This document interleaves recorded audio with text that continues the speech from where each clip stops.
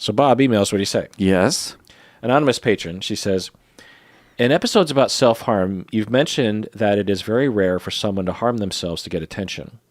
I am someone who self-harms to try to get attention and care from my therapist, along with using it for emotional management, self-punishment, control, and other reasons. I'm so ashamed of this, and I haven't told her about this aspect of my self-harm. The way I make sense of it is because as a child, I was very isolated, and I often longed for someone to know about the severe abuse I was experiencing and put a stop to it. I believe that part of me wants my therapist to notice and care enough to somehow stop the harm that is happening in the present, the same way I wanted someone to intervene when I was a kid. I know that she can never fulfill this childhood need of mine, and in fact, she does not mention any of my wounds, even if she sees them on my body. And in fact, she does not mention any of my wounds, even if she sees them on my body. Often, neither of us is talking about very obvious self-inflicted injuries, and that makes me feel like she doesn't really care. But I think she's trying to not reinforce the behavior by giving it attention. If that is her strategy, it's kind of backfiring because I will up the ante and make a more serious injury for her to see. I hate that I do this, and I want to stop, and I feel powerless to do so. I love my therapist, and I know she loves me. I don't want her to feel manipulated, though. What would you recommend I do? How can I heal this part of me? And what do you recommend therapists do when a client is self-harming for attention? Thank you so much. Your podcast has helped me a great deal. Bob, what do you think? The thing I always say, which is you should be talking about this as hard as it is. You should be talking about this with your therapist, and everything that you wrote here, maybe you just bring it in and read it to her. I hope that you'll stop. I know that that's easy to say and harder to do, but you increase the likelihood of premature death if you continue, like accidental death. So I hope that you'll stop. You deserve better than that. And there are better ways for you to get the attention that you want. And it's interesting to me that when you self-harm and the wounds that you inflict are obvious, that nobody says anything. And it just seems to me that this is a way for you to never have to take a risk and say that you want someone to care. Like, you don't have to take a risk. And then you get to be mad. And I know about this. It is fucking easier to be angry and disappointed about what you don't get than it is to screw down your fucking nerve and ask. You already know what she'll do because she cares about you. You know that she loves you. So come on, man, get going. Get going and see if the risk itself helps you with the urge, because it really might. If you're seeking the thing that you want directly, you might notice that you have less urge to self-harm. I don't know if that's true. That might be true. And the reason I said that thing about attention is, I said it months ago or years ago or whatever, is because in my experience, people don't generally do that. I'm not saying that your experience is different. Your experience obviously is different. I'm saying that. But I haven't noticed that people do this because they want attention. And are you sure you really want the attention? Because you don't actually seek it. Like the wounds speak? I don't know. Does that sound a little... You're looking at me like... No, my lip was just funny because I was like pinching it with my fingers, and I think it left it kind of funny. Sorry. I don't know what my face was doing, but I was just listening. Well, when you say, Bob, that you know how that feels to be on the precipice and not actually voice the want for someone to care for you and to remain in an angry space. You know, you have been there before. I think you're saying Anonymous Patron is aware of this whole thing. Yeah. Great. She knows that her therapist would love her and be okay with it. And yet she doesn't say it, and it keeps her in this perpetual state of not voicing it, but also feeling like she's being neglected, even though she knows she's not really being neglected. Yeah. It sounds like you're aware of that feeling. Why would someone who's aware of that continue to do that?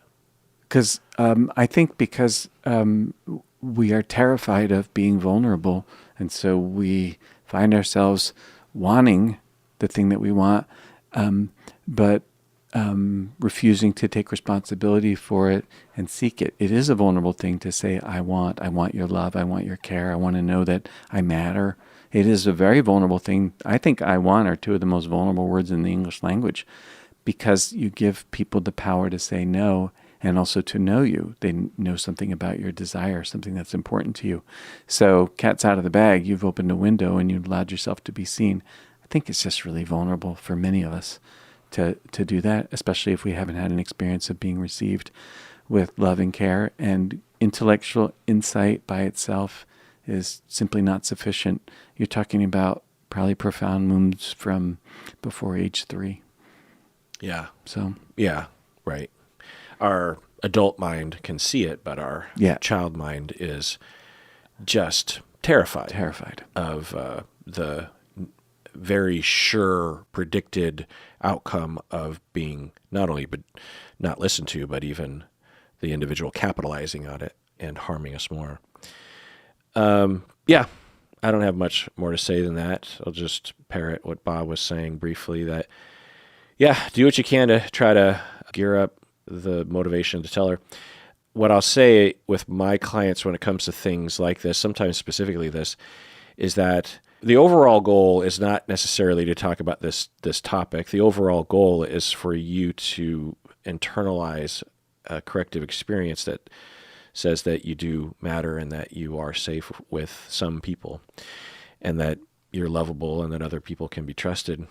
And this is a marker of that and maybe a barrier to some extent. But to continue just going down that road that you're going on, even in your own mind, therapy is occurring as you are convincing yourself like you could tell her. And for you to, in your mind, imagine that she would listen to you is a corrective experience of sorts. Having said all that, it's possible that the continual avoidance from both of you is actually creating a bit of a stuck point. I think you're probably right about your therapist that although they can see your wounds, they don't want to talk about it because they don't want to give it energy or they don't want to shame you or something. It's also possible that your therapist isn't very familiar or comfortable with it, but let's assume that they are, and they are just having the approach of, hey, if that's what you're going to do, that's what you're going to do, and if you want to bring it up, then I'll talk about it with you, and if you don't, then it's fine with me. I'm not going to divert from what you present in session and just call you out on something, Having said all that, generally speaking, when it comes to this sort of thing, it's a good idea, because you ask an anonymous patron what I would recommend therapists do. The way you describe it, especially knowing how you feel about it, I would recommend that therapists do at least experiment at times with bringing it up in a very non-judgmental, non-shaming way. Something just like, hey, I just wanted to mention that I've noticed at times that you have what looks to be self-injury. You've talked about that before. And I didn't know if you wanted to talk about it or not. If you don't want to talk about it, it's totally fine. We're working on stuff, and I figure that whatever is fueling that, we're working on. So I'm pretty confident that we're on the right track. But I also just didn't want to act like I'm not open to it. I didn't want to give you the message that I don't want to talk about it. Right. So this kind of broaching is important for a lot of contexts. This one, other kinds of visual cues you might be getting from your clients, other kinds of things that you imagine a client might want to talk with you about but might be a little shy. Sexuality can be a thing. Cultural differences between therapist and client can be another. So having that ease and that repertoire and that protocol habit known to you as a therapist about how to broach, like I just did that off the top of my head, and that's because I've done it so many times, and there's a tone of voice and there's a comfort level, even though there's a background terror as a therapist that you might be feeling, you have to and then sometimes lean into it. Just like, and by the way, I'm a little scared to bring this up because I don't know how you feel about it. I don't want to hurt your feelings, or I don't want to scare you away or something. So I'm a little scared, but I also care about you, and I've noticed it, and I just want to be the best therapist for you I can be, something like that. Anyway, but also getting back to the original analysis that you have of yourself, this is something I hear about all the time, that it's complicated. People that are self-harming with non-suicidal self-injury, in my experience, especially the quintessential individuals that do this, will have this constellation of motivations that you mentioned. You mentioned that you're doing it for attention, but in not the way that people will say that you're doing it for attention. It's doing it for attention, but in a much more understandable way, right? It's much more relatable. The way that it's phrased typically when people are saying she's just doing it for attention is that she's narcissistic or histrionic or always quote unquote manipulative. But as you mentioned for yourself, anonymous patron, it is manipulative, but you're not doing it maliciously. You're doing what everyone does, which is you're trying to get your attachment needs met. And you're not sure if someone cares enough. And so you're hoping, you could easily say that I manipulate my wife when I'm complimenting her because I want her to feel good, because I want her to feel good in this marriage and I want her to love me. Manipulative is a strong word, but if we just think about it non-judgmentally as hoping for an effect, I'm not lying, right? And you're not lying. It is another reason why this is something that's really common is that it's very analogous to what you went through as a kid, as you mentioned, that you were being harmed and you were hoping that someone would notice. Sometimes you might have even had physical injuries that could be seen. And this is obviously reminiscent of that and a return to that, a repetition compulsion. We want our clients to repeat compulsively with us, transference-wise, so that we can correct for things. And your therapist might think that they are correcting for them by not shaming you or by not, calling attention to it or something. And it creates this catch-22 because in order to talk about it, your therapist might have to broach it, in order to tell your therapist you want them to broach it, you have to talk about it. But the other reasons that you mentioned as well, because you're a very smart person, is that you also do it for emotional management at the same time. You also do it for self-punishment, which is another very common reason why people do it, for control and other reasons. These are the constellation of motivations and purposes, sometimes all at the same time, that people use non-suicidal self-injury. So it's resorted to, obviously, if there were another way that these things could be achieved, then people will do those things. People don't start with non-suicidal self-injury to meet these needs. They will find themselves eventually resorting to that as an experiment, and then it's like, well, it kind of works, and so they will use it in lieu of anything else, right? By the way, my wife told me in editing some of my videos that I will mess up the phrase "in lieu of." I started to use it synonymously with "in light of," which is a completely different meaning. And so if I've ever done that, which I didn't just do, then I realize that I'm stupid because I'm terrible with idioms. Get off my back. Let's take a break. We get back. Another email. What do you say, Bob? Yes. All right.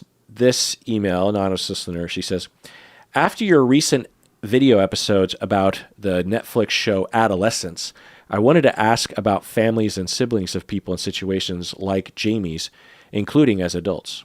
Just chime in. Bob, did you watch the Netflix show Adolescence? I did. Oh, you did? Yeah. What'd you think of it? It was really good. I was wondering why they called it Adolescence. Yeah. But I thought it was really good, very interesting. The dad was a very interesting character. The sister, I really love the sister. Why? Truth teller. Yeah. And she says to them, we're not fucking moving because we're going to have to face this shit. So let's just face it here. It's not going to get better. Yeah. It's a lot of, horse sense in that and bravery. Why do you think they called it Adolescence? Because the kid was an adolescent. Maybe because of the importance on acceptance and peer relationships, I suppose. Yeah, I don't know. I could also see it being called Adolescence because it's timely. Yeah. It's a version of modern adolescence Yeah. that wasn't faced before, Yeah. with incels and online Right. bullying and stuff. The psychologist, remember her? Uh-huh. She was so cool. Yeah. Very interesting. What'd you think of that episode? I liked it, but I can't remember the details. It's funny. Yeah. It's just a 4-episode series, right? I mean, it wasn't that many. Yeah. Yeah, and I remember they had that whole hour, just the two of them, but I don't remember the details except she was very savvy and seemed like also radically genuine. Really cool. Yeah. Yeah. So I made some episode about it going on. My adult brother is incarcerated in a secure hospital in the UK. I'm not sure what all the reasons are, though, but I stopped having contact with him 10 years ago because he was abusive. I did find out he was convicted of several incidents of harassment, stalking, and rape a few years ago.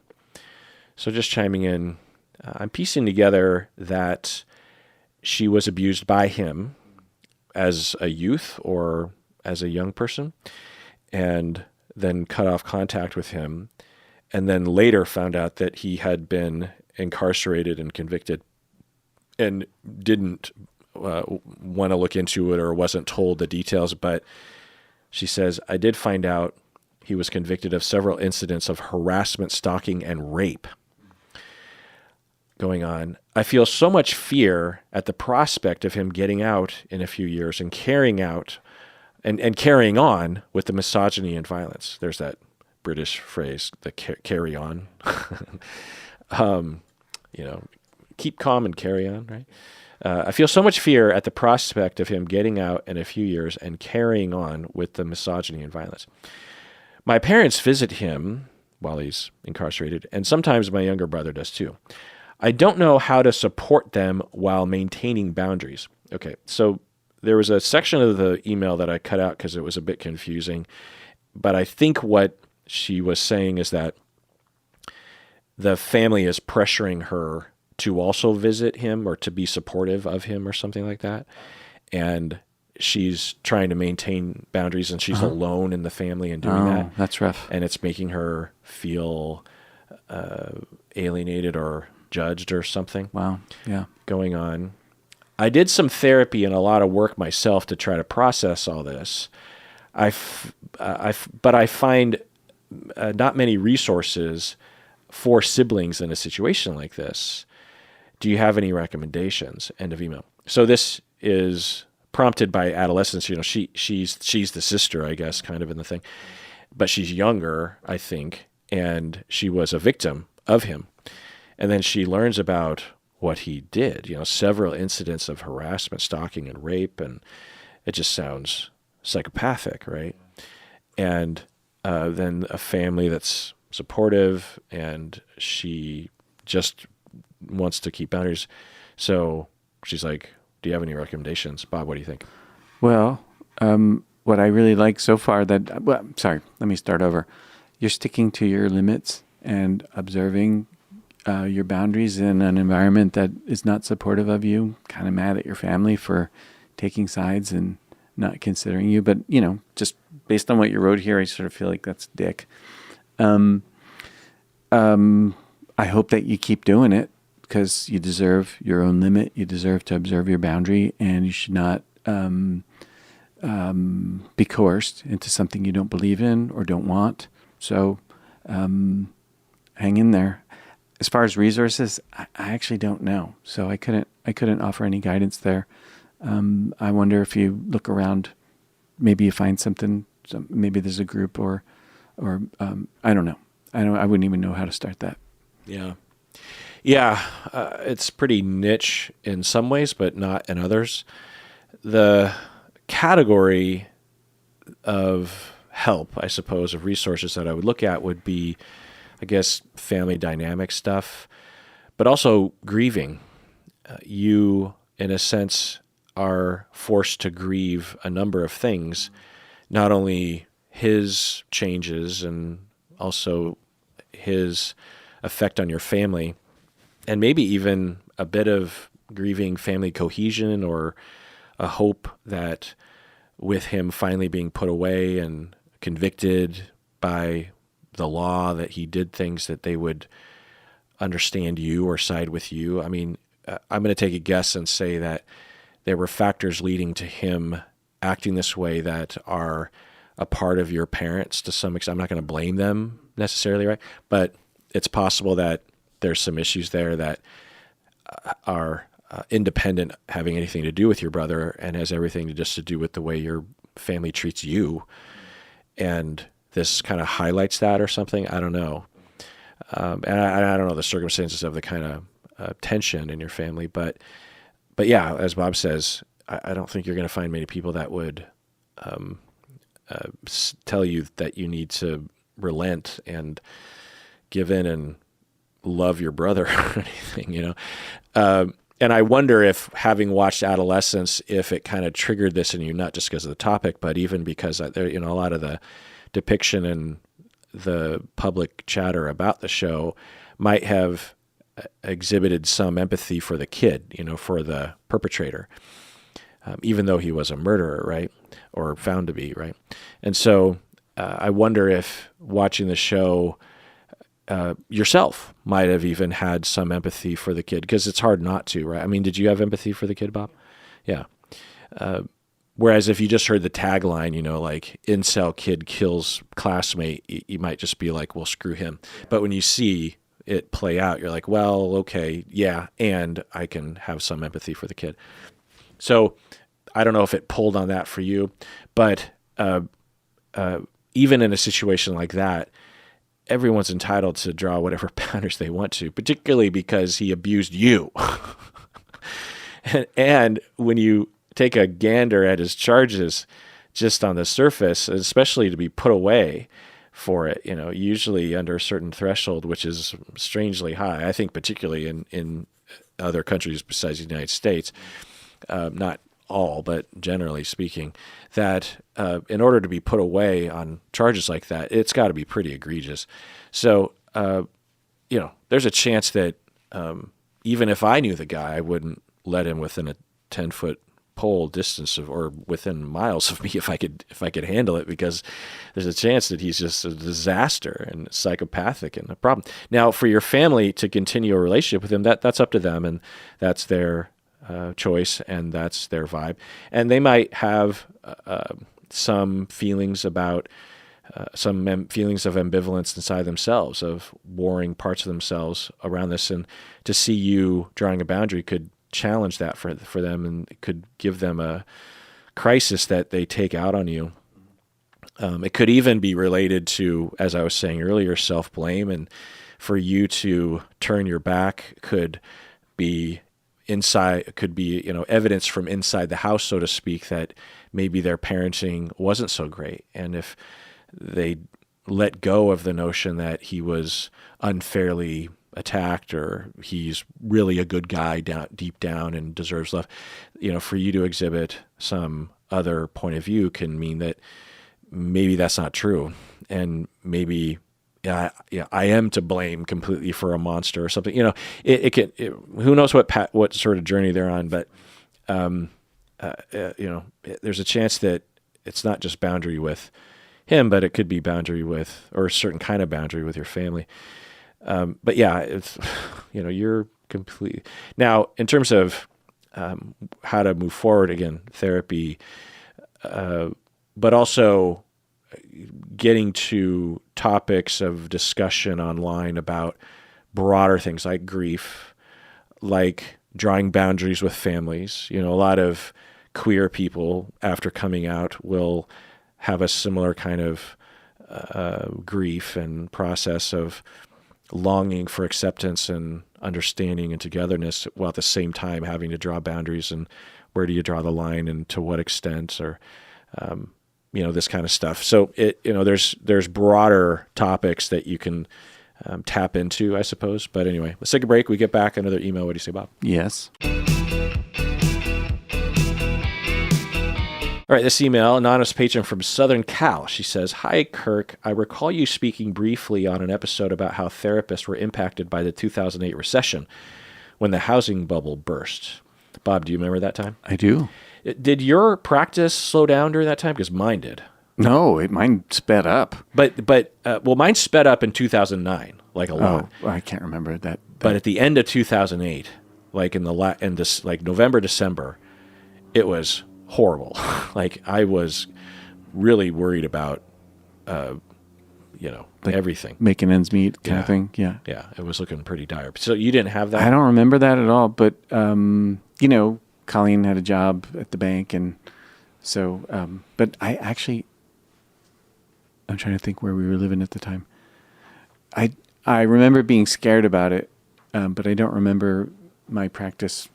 But you do remember being kind of scared. Oh, yeah. I remember being scared. Yeah. Yeah. Because what happened was all these people in Seattle, anyway, had their houses go from being one value and their mortgage being a certain expense every month to suddenly having their house plummet to like half its value and the hope of appreciation and selling the house or whatever, or their investments also plummeted, Suddenly everyone's retracting from any sort of extra expense. And, even for situations that are kind of dire, therapy might not be needed for immediate survival like the way food and shelter would be.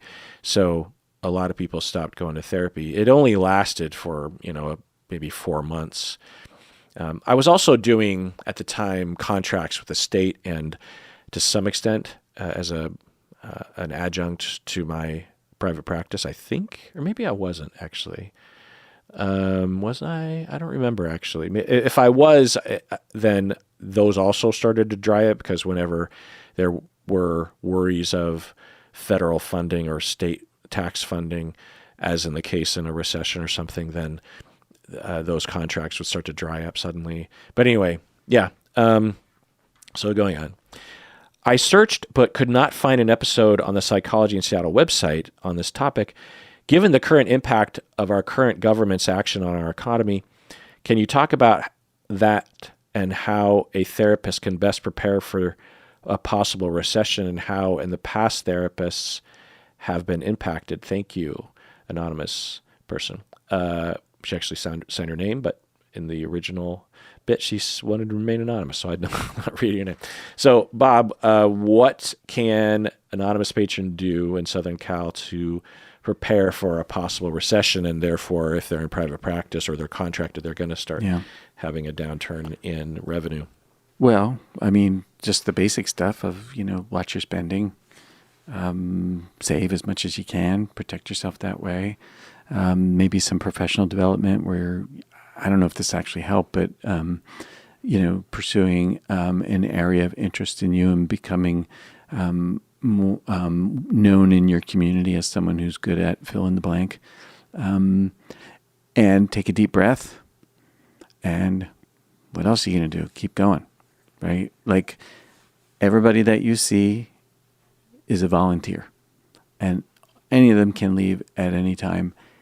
And sometimes I have that thought. That, my clients pay me a fair amount of money and they don't have to, and they could all go away. They could.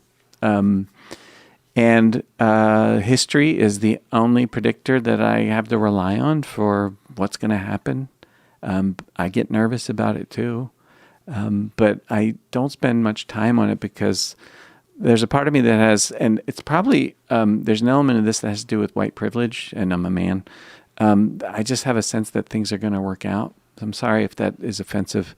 That has actually been my experience with stuff like this. So I don't tend to spend much time worrying about it because A, it doesn't do any good, and B, as far as I know, it's going to turn out similar to the last time. Yeah. One of the things that people like you and I can always depend on is that there's always a job at the local community mental health agency or something. Not always, but typically, because there's a pretty high turnover. And if someone of our experience level, not to brag, even 15 years ago, I guess it'd be 17 years ago, we would likely be able to find something. It wouldn't be ideal and the pay would be less, but it would get us by perhaps. So that's one thing that I'll say, anonymous patron, if you're worried about being in private practice. You didn't mention what the situation was for you. I was presuming they were in private practice, Yeah. but they didn't say, did they? No, I assume because if they were at a regular agency, then in all likelihood they're fine, because the funding for those agencies don't typically fluctuate that much with recessions, as far as I know. I mean, certainly government contracts and stuff. But anyway, so the other thing to do is something that any small business owner should do if you don't have a second income at home that can be dependent on, is you have to save. And that's what I did back then. I knew enough to worry that, well, what if something happens? Recessions happen periodically, even when there isn't a tyrant in the Oval Office. It just happens.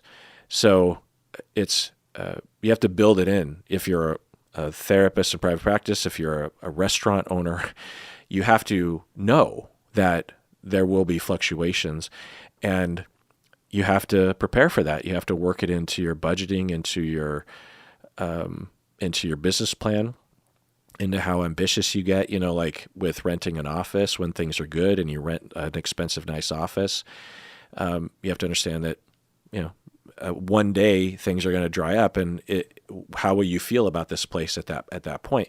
So, and maybe it works, but what people do is they assume that since the trend is going well or even up, then it will always do that. And that you just look at a graph that's longer than 5 years, you see that definitely never happens.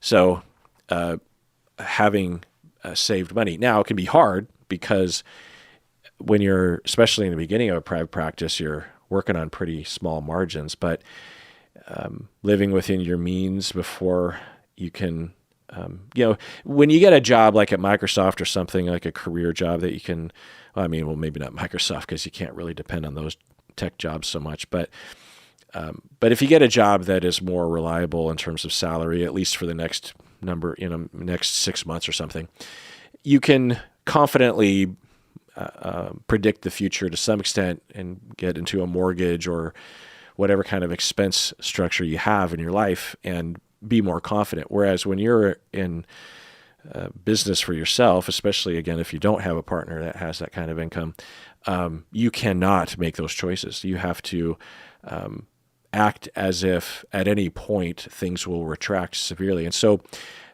for me, I am just this way. I had always kept a buffer with the thought of, what if my entire practice just disappeared and I had no income? How long could I last if I tightened my belt on expenses? How long can I last? And I said, I had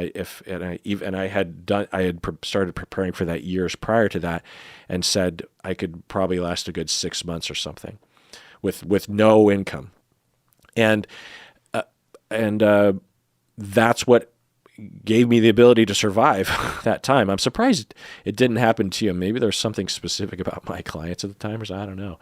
But something might have dipped. I just don't remember. I remember in general thinking it would, and the trend was I got busier. Yeah. So well, that was the irony, was that in 2009 for me, things were bigger than they'd ever been. I think as a sort of pendulum swing or a built up of clients that put things off or something. I don't know. Or just the pain of going through the recession or something. I don't know.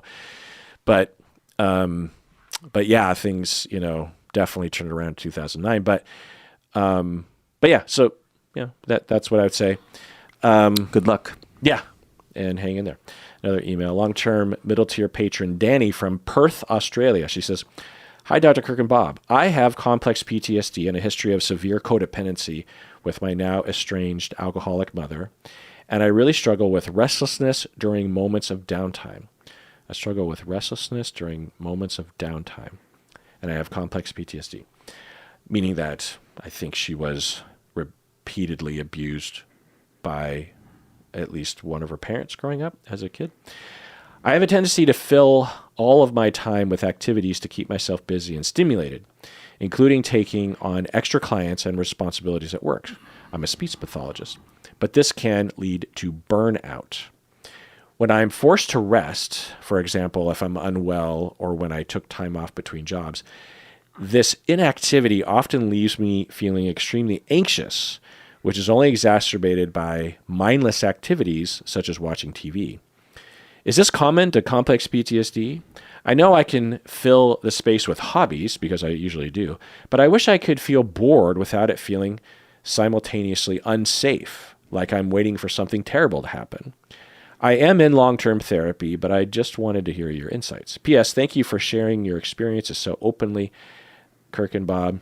I have been listening since pre-pandemic, and your podcast has helped me both personally and professionally to connect with my autistic clients with empathy and understanding. So thank you for that, Danny. Wow. So, Bob, is this common to complex PTSD to struggle with restlessness? I don't know. I'd say it's freaking common that people, you hear this a lot. People say, well, I always have to be busy, or you see people who are always busy.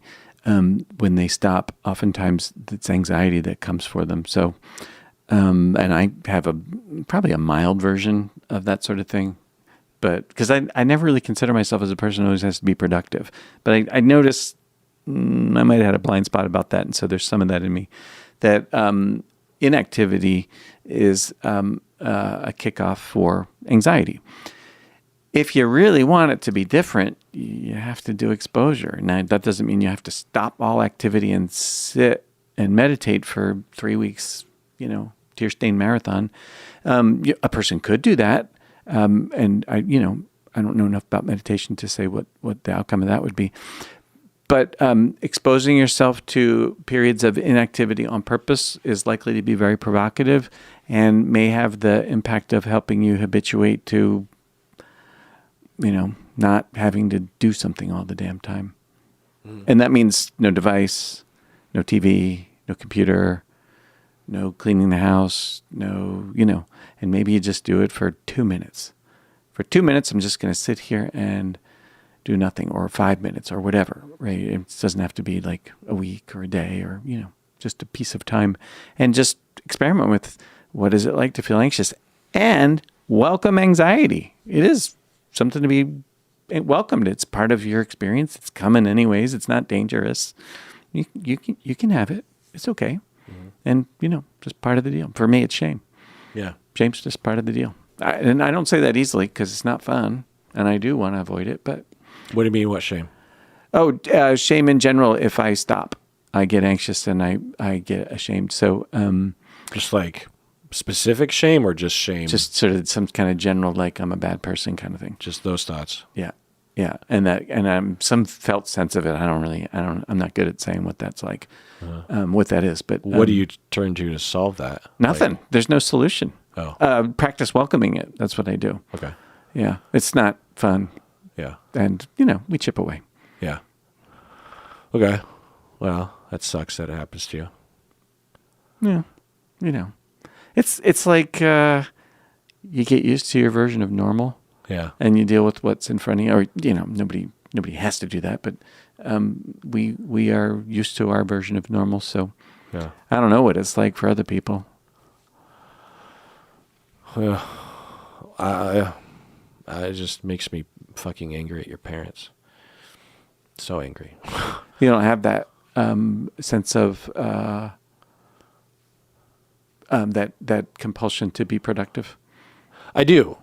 So, Danny from Perth in Australia, what I will say is that, yes, it's common for people with trauma to have this as a coping mechanism. There are many, the thing is with trauma, which the gift that keeps on giving throughout life, so to speak, we have to deal with it somehow. And for some, they can manage to just sit there and accept it or feel it or something. But it's like having chronic pain. It's all bad for the most part, and there's only lesser evils in terms of how to react to it. And for some people, they will do what you do. Essentially, when you were younger, as you would have the pain emerge and there were no other available solutions, you found through trial and error that this actually helped. And compared to other coping mechanisms, it's far superior, like alcohol and drug addiction or abusing other people or something. So as far as coping mechanisms goes, this is not only fairly unharmful, but helpful, to be productive and active. Like adaptive. Yeah. So that's what I'll say about that. So yeah, it's very common, but people with complex PTSD might not have anything like this. They might have other versions, but the point is that the underlying pain and harm and trauma and triggering that happens has to be dealt with some way, and this is a common way that people deal with it. The other possibility that Bob's getting at is that you might just, even without complex PTSD, just kind of be one of those people. We have this thing in psychology called need for stimulation in terms of a personality trait, and some people have it a lot, and some people have it medium, and some people have very little of it. I'm one of those people that needs a lot of it. I need a lot of stimulation to feel normal. Sometimes it's associated with neurodivergence and ADHD and autism and stuff, and sure, but it's also just independent as a human personality knob that is turned up, I think, when we're born on, genetically. It could be affected by our upbringing to some extent, but so you might just be one of those people, and maybe those things worked in concert to actually create, complex PTSD plus this high need for stimulation. Now, the need for stimulation can also backfire in that for some people, it manifests in drug abuse and risky sexual behavior or physical danger, like being an extreme sports participant without any care for your own physical well-being, this kind of stuff. So, the version that you have, again, is adaptive, it sounds like. So there's that. There's also the pressure in our culture to be productive. Capitalism is in our bones. We're born into it. Our parents unknowingly infuse us with it. The world infuses it with us. So it is also in us this voice of, well, you're not producing anything. And this can be adapted in that we can say, okay, I'm going to be productive by taking care of myself. And I felt like today, because you'll hear people say that. They won't just say, I went for a hike. They'll say, I was really good today. I went for a hike and I ate well. And it has this achievement-oriented language instead of, and it's fine, and I do that too, but I think without capitalism, we would just do it and just not think about it. It would just be framed as something you did that day. But there's also a productive speech around wellness, and of course, capitalism taps into that too by trying to sell you all sorts of bullshit. So there's that influence as well, which might need some evaluation. We can never really get rid of it. I am aware of it to some extent in myself, but have resigned to just say, well, I can't get rid of it. In the same way that I can't unlearn English, I'm never going to unlearn that, and I just have to work with it and around it and be aware of it. So there could be some elements that are not related to complex PTSD and or elements that aren't necessarily bad. We have this notion in our society that to be constantly active or productive or something is a pathology, and it can be, but the notion that you have to achieve, ego death and complete quiet mindfulness and be able to handle boredom isn't necessarily true. I understand, and I think everyone should be thinking about this, about how they are running on the treadmill constantly and never stopping to just take notice of their needs or themselves or their life, or stopping to smell the roses or something. There are people who when you actually investigate this, although they're very active and it seems like they're doing what they want to do, they're literally not doing anything they want to do. They might be very successful in a career that when they actually are asked and given the space to connect with their needs, they never wanted to begin with, or they don't even know if they wanted. So there's that. But there's also, because I've been starting to have better work-life balance myself, and there was a time last week or 2 weeks ago where I had not only had I gotten all my work stuff done and a lot of extra work stuff done, but I also had done a lot of the chores that I'd been putting off and a lot of kind of long-term to-do list items, like just random stuff that I had on my to-do list literally for like 5 years. Like I gotta one day take care of that thing, like my will and testament or something, and I had basically completed all that stuff, and I had planned on just being bored and having that luxury, and the vision in my head was glorious, the ability to just sit there and luxuriate without any pressures. And I did that for about 2.5 minutes and got bored and was like, this is stupid. Success. It's like, I wasn't anxious. I just thought this wasn't as enjoyable as I thought it would be. I think I associated it because it is a luxury to be bored, but the boredom isn't the end result of that process. What is, for example, working on my grief book or being able to spontaneously hang out with my family or my dogs or just do something that I want to do in the moment, right? But it's still doing things, right? I'm still active. I'm still like not just staring at a wall. And so this notion that staring at a wall is the ultimate, and you need to be able to do that, or else you're some kind of quote unquote type A worker bee or something, and you're some lesser human because you can't, I think is a false notion. Now, for some people, that's absolutely what, if their needs are telling them that's what they want to do, then go for it. But to me, as what Viktor Frankl would basically be getting at with existential therapy, is that meaning is through doing. It's not through saying that life is meaningful, that you have a responsibility to connect with the purpose of your life, and the way you establish meaning and purpose is through doing. It's not by saying that you have meaning. It's not by convincing yourself that you have purpose.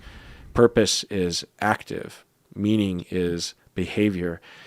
To have purpose means that you now maybe that doing of things is literally staring at a wall and making your mind blank. Maybe that is the purpose of your life, but everyone has that thing. And for me, my purpose in life is doing all the various things that I do, and I get tremendous meaning out of it as I busybody my life with 2 minutes of boredom, and then quickly, and because I was trying to promise because I had this urge to start working on my book, but I knew as soon as I picked it up, I wouldn't be able to put it down because I need the book to be in my short-term memory to finish it. The whole, I don't know how many, like 300-page manuscript. I have to have it all in my head at once. And so I was like, well, but once I start, it could be like a few months of that just being all I do. And so I was like, okay, Kirk, I'm going to promise myself that I'm going to allow myself to be bored. I'm going to allow myself just to chill. And I did. And I was like, I mean, that's not, I've never had the luxury of experimenting with that to see if I actually wanted it. And I found out that I didn't really want it. And not because I'm a broken human. I know enough about myself to know I'm not some sort of avoider or something of it. This is the flow. This is the meaning. This is the purpose. This is what I want to do.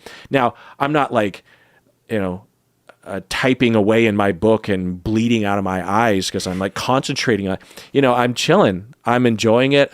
I take breaks. I leave my office and hang out with the dogs or hug Stacy or have a donut or go to the store or what, because I have that luxury because I don't have any deadline. It's a personal thing and there's no content that I have to put out immediately. So it's not like I'm like running around in circles like, okay, now write a book. Like it's a very relaxed, meaningful experience. I'm laughing, I'm crying as I'm just sitting in my office writing this book. I'm reaching out to people and saying, hey, I'm writing about you in this book. Is that, so it's a very meaningful process for me. So, and to me, it doesn't feel frantic. It doesn't feel busybody. It doesn't feel avoidant at all. So for you, Danny, maybe some of what you're doing is along those lines, and some of what you're doing is actually avoiding, and maybe some, if not all of that avoiding, is necessary in your current stage of recovery from complex PTSD. Thoughts on that, Bob? No, I'm good. Well, that does it with that episode of Psychology in Seattle. Everyone out there, take care of yourself. Take it easy on yourself, whether you like boredom or not, because you deserve it.